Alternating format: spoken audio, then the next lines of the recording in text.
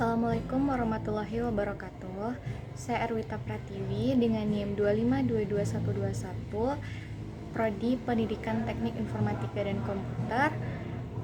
Di sini akan melakukan presentasi video untuk memenuhi tugas mata kuliah Jaringan Nirkabel dengan dosen pengampu Bapak Rian Amanda MPDT.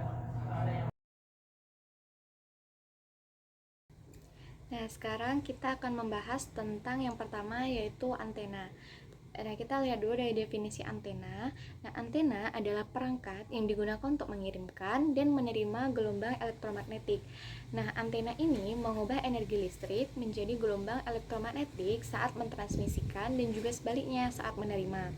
Adapun fungsi utama dari antena ini, nah yang pertama yaitu transmisi sinyal, yaitu mengubah sinyal listrik dari pemancar menjadi gelombang elektromagnetik untuk disebarkan ke udara. Yang kedua yaitu penerimaan sinyal, yaitu menangkap gelombang elektromagnetik dari udara dan mengubahnya kembali menjadi sinyal listrik. Adapun jenis-jenis dari antena ini, yang pertama kita lihat berdasarkan arah radiasinya, yaitu ada omnidirectional, yaitu memancarkan sinyal ke segala arah. Contohnya itu antena pada router WiFi. Nah, yang kedua ada directional, yaitu memancarkan sinyal ke arah tertentu. Contohnya itu seperti parabola. Nah, kemudian kita lihat berdasarkan frekuensi operasinya. Yang pertama ada VHF atau UHF antena, itu digunakan pada siaran televisi. Yang kedua ada microwave antena, itu untuk komunikasi satelit atau radar. Nah, yang ketiga kita lihat berdasarkan bentuk dan struktur antenanya. Yang pertama ada dipole antena, terdiri dari dua elemen logam linear, contohnya itu antena TV klasik. Kemudian ada loop antena, itu tuh bentuknya melingkar. Lalu ada parabolic reflektor, itu memiliki reflektor berbentuk parabola untuk fokus sinyalnya. Kemudian ada antena khusus. Yang pertama ada patch antena, itu digunakan pada perangkat seluler dan juga GPS. Lalu ada phased array antena, yaitu digunakan dalam sistem radar modern. Adapun prinsip kerja antena ini. Nah, prinsip kerja antena ini didasarkan pada hukum Maxwell, yang mana dia tuh menyatakan bahwa perubahan medan listrik menghasilkan medan magnet, dan sebaliknya ketika arus listrik bolak-balik atau AC mengalir melalui elemen logam antena, medan elektromagnetik dihasilkan dan dipancarkan ke udara. Nah, parameter utama dari antena ini yang pertama ada gain, yaitu mengukur kemampuan antena untuk memfokuskan sinyal ke arah tertentu. Yang kedua ada polarization, itu orientasi medan listrik dari gelombang elektromagnetik. Ketiga ada bandwidth, yaitu rentang frekuensi di mana antena dapat beroperasi secara efektif. Dan yang keempat ada radiation pattern, pola distribusi energi yang dipancarkan oleh antena. Dan yang terakhir ada impedance matching, menyesuaikan impedensi antenanya. Kemudian ada pun aplikasi dari antena ini. Nah, yang pertama itu ada komunikasi seluler. Nah, contohnya itu seperti pada smartphone. Nah, yang kedua ada jaringan wireless, itu biasanya untuk router WiFi dan perangkat IoT. Yang ketiga ada komunikasi satelit, yaitu mengirim dan menerima data dari satelit. Kemudian ada radar untuk navigasi dan deteksi objek. Nah, yang terakhir itu ada broadcasting, itu seperti siaran radio dan juga televisi. Nah, selain itu, ada pun teori dasar dari antena ini. Nah, yang pertama yaitu elektromagnetisme. Nah, antena ini bekerja berdasarkan teori gelombang elektromagnetik yang dikembangkan oleh James Clerk Maxwell. Nah, gelombang elektromagnetik terdiri dari medan listrik dan medan magnet yang saling tegak lurus dan merambat di ruang bebas. Nah, yang kedua itu ada resonansi, yaitu panjang fisik antena seringkali dirancang agar sesuai dengan panjang gelombang frekuensi operasinya. Nah, fraksi panjang ini tuh untuk meningkatkan efisiensi. Nah, yang ketiga, hubungan frekuensi dan panjang gelombang. Panjang gelombang itu berhubungan dengan frekuensi melalui kecepatan cahaya. Nah, adapun jenis antena yang berdasarkan teknologi. Nah, yang pertama itu ada antena array, yaitu kombinasi beberapa elemen antena untuk meningkatkan gain dan juga kontrol arah radiasinya. Contohnya itu seperti yang tadi sudah disebutkan, yaitu phased array antena, itu digunakan dalam radar dan komunikasi 5G. Yang kedua itu ada smart antena. Nah, dia tuh menggunakan teknologi digital untuk mengubah pola radiasi secara adaptif sesuai dengan kondisi lingkungan. Contohnya itu komunikasi 4G dan 5G atau jaringan militer.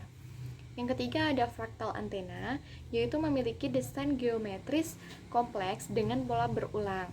Nah, ini tuh dia tuh lebih efisien untuk aplikasi multifrekuensi seperti perangkat seluler. Nah, yang keempat itu ada log periodic antena. Nah, ini tuh digunakan untuk aplikasi broadband karena dapat bekerja pada rentang frekuensi yang luas. Yang kelima ada Yagi UDE antena, yaitu antena direksional yang populer untuk siaran televisi dan juga radio jarak jauh. Adapun desain dan juga material dari antena ini, yang pertama itu bahan konduktor, yaitu biasanya tembaga dan aluminium karena memiliki konduktivitas yang tinggi dan biaya yang rendah. Yang kedua itu ada substrat dielektrik. Nah, dia tuh pada antena microstrip. Nah, substrat ini tuh digunakan untuk mendukung elemen konduktifnya. Yang ketiga ada pelindung atau redom. Redom ini pelindung non-konduktif yang melindungi antena dari cuaca tanpa mengganggu sinyalnya. Adapun pola radiasi dari antena ini, yang pertama ada pola isotropik, yaitu antena teoritis yang memancarkan energi secara merata ke semua arah. Yang kedua ada pola direktif. Nah, antena yang memancarkan energi lebih fokus ke arah tertentu untuk meningkatkan efisiensi. Yang ketiga ada pola 3 dimensi, yang mana dia tuh digambarkan dalam bentuk bola 3 dimensi untuk menunjukkan distribusi energi di ruang yang bebas. Adapun efisiensi dan juga pengoptimalan untuk antena ini, yang pertama ada matching network. Nah, yaitu maksudnya sistem rangkaian yang memastikan impedensi antena sesuai dengan impedensi penerimanya atau sumbernya. Yang kedua ada voltage standing wave ratio, yaitu mengukur efisiensi transmisi daya antara sumbernya dan juga antena. Yang ketiga ada losses, yaitu kehilangan daya itu dapat terjadi karena resistensi, kebocoran, atau faktor lingkungan seperti cuaca.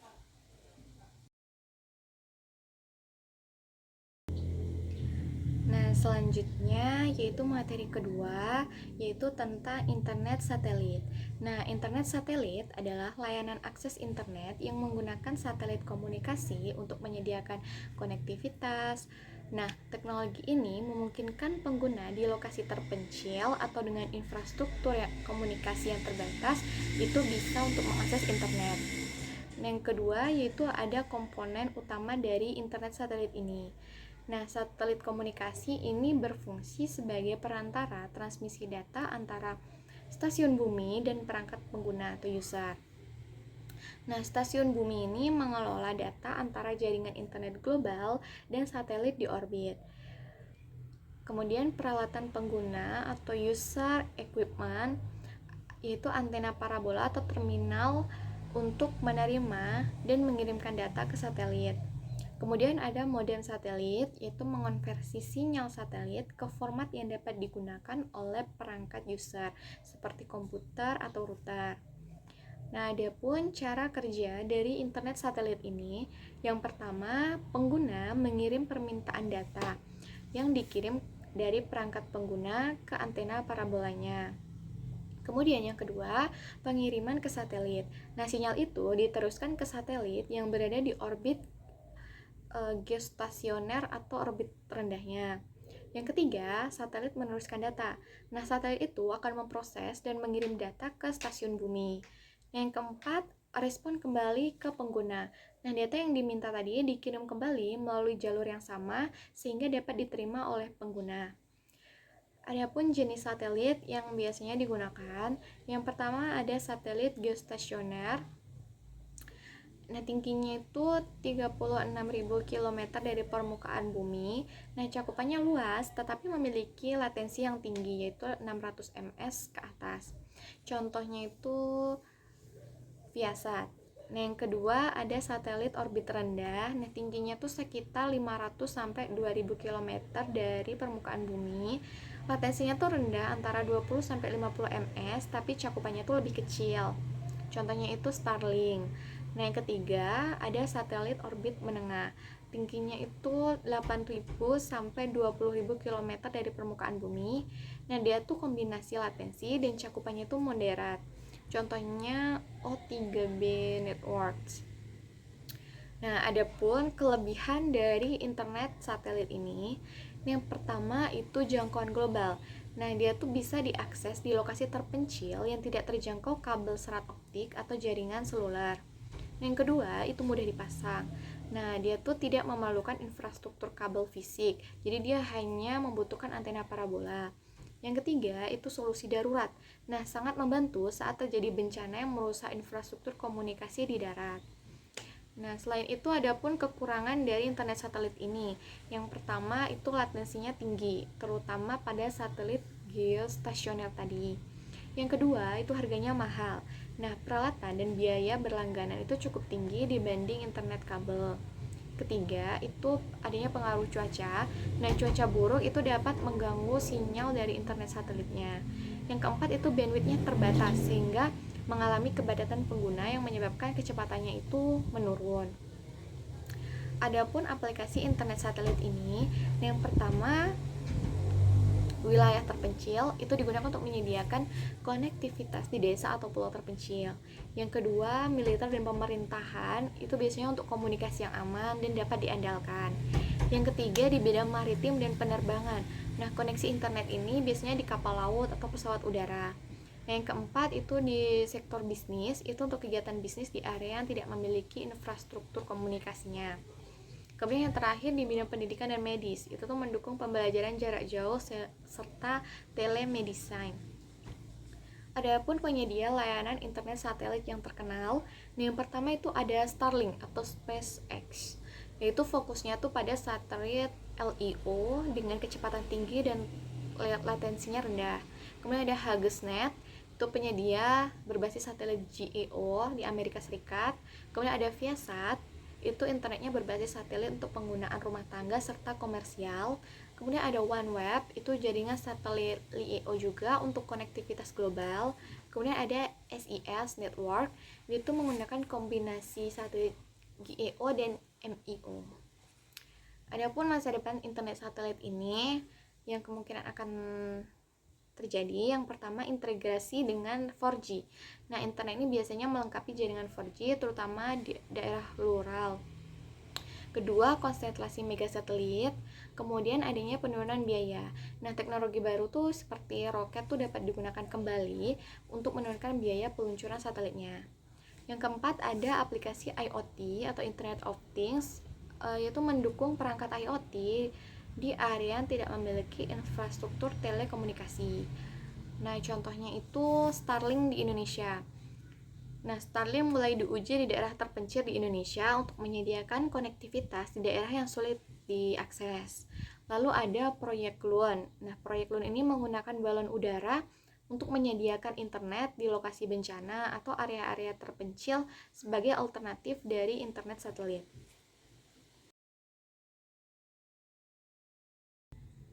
Nah, selanjutnya yaitu materi ketiga, yaitu tentang jaringan seluler. Nah, jaringan seluler adalah sistem komunikasi nirkabel yang memungkinkan perangkat seperti ponsel, tablet, atau modem untuk terhubung melalui gelombang radio ke stasiun pangkalan. Nah, stasiun ini menghubungkan perangkat tersebut ke jaringan telekomunikasi yang lebih besar, termasuk internet. Nah, adapun sejarah dari jaringan seluler ini, yang pertama yaitu generasi pertama atau 1G itu teknologi analog yang hanya mendukung komunikasi suara. Yang kedua ada 2G, teknologi digital yang mendukung SMS, MMS, dan panggilan suara yang lebih baik. Kemudian ada 3G, kecepatan datanya lebih tinggi, mendukung akses internet dan video call. Kemudian ada 4G, itu teknologi berbasis IP yang mendukung streaming video HD dan kecepatan datanya tinggi. Yang terakhir ada 5G, kecepatannya sangat tinggi, latensi rendah, dan mendukung IoT, VR, dan AI. Adapun komponen dari jaringan seluler ini, yang pertama ada mobile station, yaitu perangkat pengguna seperti ponsel. Lalu ada base transceiver station, yaitu menyediakan koneksi nirkabel ke perangkat. Yang ketiga ada base station controller, dia tuh mengolah beberapa BTS.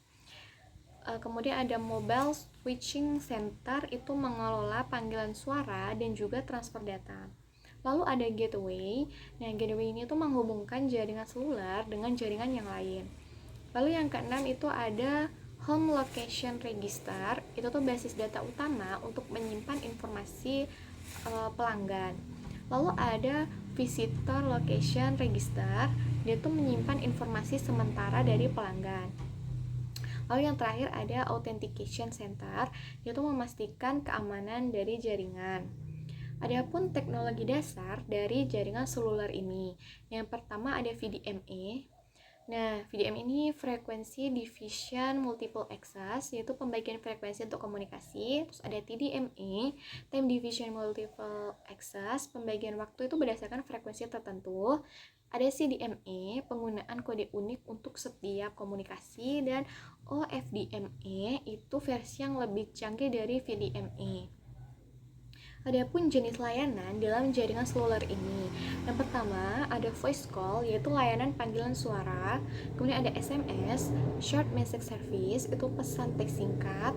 Lalu ada MMS, yaitu multimedia message service, yaitu pesan multimedia. Lalu ada internet access, lalu ada mobile banking, yaitu transaksi perbankan melalui ponsel, dan adanya IoT atau Internet of Things, yaitu konektivitas perangkat pintar. Kemudian ada pun jaringan seluler dan internet. Nah, jaringan seluler ini memberikan akses internet melalui teknologi. Nah, yang pertama ada 2G, itu kecepatannya rendah. Nah, yang 3G itu kecepatannya menengah. Nah, untuk 4G itu kecepatannya tinggi, sedangkan 5G itu kecepatannya sangat tinggi dan mendukung teknologi masa depan. Kemudian ada pun perkembangan dari jaringan seluler ini. Nah, yang pertama itu jaringan mikro. Nah, areanya itu cukup kecil, biasanya digunakan di dalam ruangan. Kemudian ada jaringan makro, area cakupannya besar, digunakan di luar ruangan. Kemudian ada jaringan heterogen, gabungan antara jaringan mikro dan juga makro untuk agar lebih optimal. Kemudian ada pun tantangan dari jaringan seluler ini. Yang pertama dari segi kapasitas jaringan, yaitu pertumbuhan pengguna itu memerlukan peningkatan kapasitas yang tinggi. Lalu ada keamanan, yaitu ancaman peretasan dan juga penyadapan. Lalu ada latensi, yaitu waktu tunda yang terjadi selama transmisi data. Kemudian ada keterjangkauan, yaitu penyediaan jaringan di daerah terpencil. Nah, adapun jaringan seluler di masa depan ini, yang pertama itu adanya implementasi 5G secara global, kemudian teknologi 6G. Nah, katanya sih bakalan hadir di 2030 dengan kecepatan data dan kecerdasan yang lebih tinggi. Lalu adanya integrasi AI, VR, dan teknologi lainnya. Nah, selanjutnya yaitu ada frekuensi dalam jaringan seluler. Nah, frekuensi ini itu bagian penting dalam jaringan seluler karena yang menentukan performa jaringan. Yang pertama ada 700 sampai 900 MHz itu untuk cakupan yang luas. Yang kedua ada 1800 sampai 2100 MHz digunakan untuk kecepatan data yang lebih tinggi di urban area. Kemudian ada 2,6 GHz sampai 5 GHz itu untuk jaringan 4G dan 5G. Kemudian ada millimeter wave itu 24 GHz untuk jaringan 4G. Kemudian ada topologi jaringan seluler. Yang pertama ada topologi seluler. Jaringan itu terbagi menjadi beberapa sel yang mana masing-masing itu dilayani oleh bit. Lalu ada topologi mesh, itu digunakan dalam jaringan modern seperti 5G untuk mengoptimalkan rute komunikasi.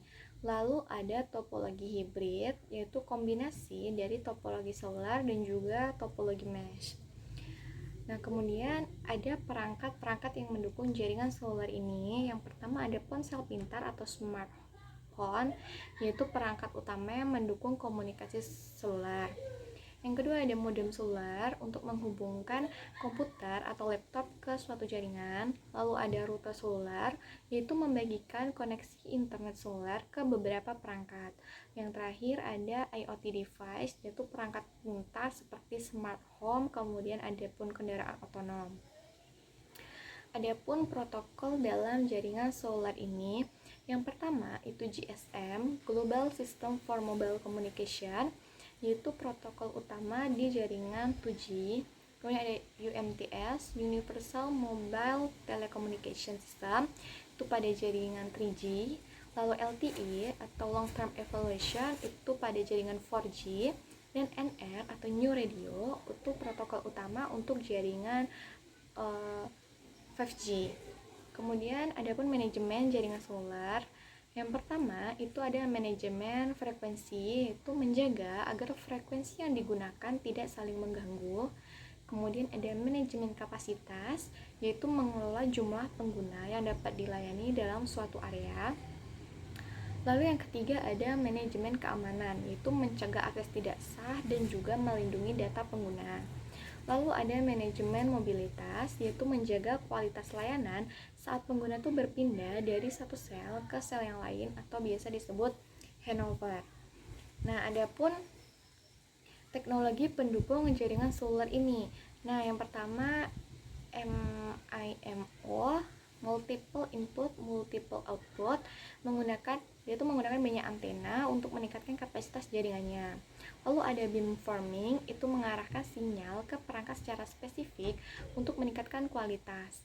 Kemudian ada network slicing, itu membagi jaringan menjadi beberapa slice untuk kebutuhan layanan yang berbeda. Adapun aplikasi jaringan seluler. Nah, yang pertama ada telemedicine, yaitu memberikan layanan kesehatan jarak jauh. Lalu yang kedua ada e-learning, yaitu mendukung pembelajaran daring atau jarak jauh juga. Yang ketiga ada smart city, yaitu mengintegrasikan layanan kota itu dengan IoT. Lalu yang keempat ada transportasi, itu digunakan dalam navigasi maupun kendaraan otonom. Lalu ada pun keuntungan dan juga kerugian dari jaringan seluler ini. Nah, yang pertama kita lihat dari aspek keuntungannya, yaitu ada mobilitas, yaitu pengguna itu dapat terhubung di mana saja.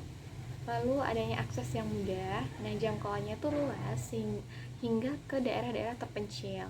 Kemudian kecepatannya, nah dengan adanya 5G dan 4G itu mendukung aplikasi yang membutuhkan bandwidth yang besar. Nah, selain itu ada pun kerugian dari jaringan seluler ini. Nah, yang pertama biaya. Nah, infrastruktur jaringannya itu membutuhkan investasi yang besar. Kemudian latensi, yaitu masalah latensi itu biasanya pada teknologi lama seperti 3G. Kemudian gangguan sinyal, yaitu pengaruh cuaca, itu tuh dapat mengganggu dari kualitas sinyal itu sendiri. Nah, adapun peran pemerintah dalam jaringan seluler ini. Nah, yang pertama itu pengaturan frekuensi, yaitu pemerintah memberikan lisensi kepada operator untuk menggunakan spektrum tertentu. Kemudian regulasi operator, yaitu mengatur tarif, standar kualitas layanan, dan juga perlindungan konsumen. Yang terakhir ada dukungan infrastruktur, pemerintah bisa membangun infrastruktur komunikasi di daerah-daerah terpencil. Adapun dengan adanya jaringan seluler ini yang berdampak pada kehidupan. Yang pertama di bidang sosial, itu meningkatkan konektivitas antar manusia. Kemudian di bidang ekonomi, itu mendorong pertumbuhan e-commerce dan juga startup digital. Kemudian di bidang pendidikan, itu mendukung pembelajaran online atau daring. Kemudian di bidang kesehatan, memberikan layanan kesehatan jarak jauh bisa melalui telemedicine.